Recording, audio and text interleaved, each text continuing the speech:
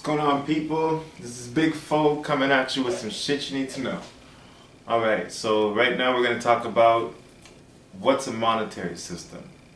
Okay, because there's a lot of stuff out there talking about fractional reserve lending and the issues with it. But a lot of those issues are not really related to fractional reserve lending. They're more related to non-productive lending. And monetary policy is always ends up being exactly that. It's when you're thinking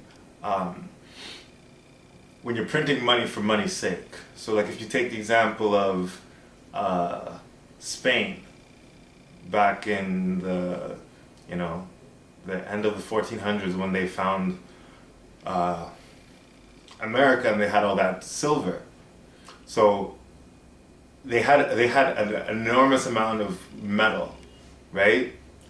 Silver, but it didn't mean anything because their economy collapsed. That's because that silver wasn't turned into anything. So that's really what the problem is when you start putting out money and you're not turning that money into something that's more value. So that's the thing, and you're trying to make an investment that is going to be worth more. So you're trying to build onto something and build onto something and build onto something.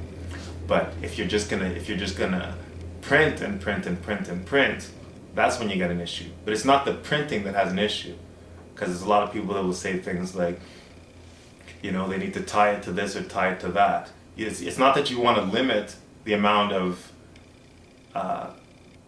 currency that's going in circulation. Is that you want to connect any currency going into circulation with something, so that it has an actual value, and you can't just you can't just add numbers to make something appear more valuable. For something to become more valuable, you have to add value to it, and you can't just add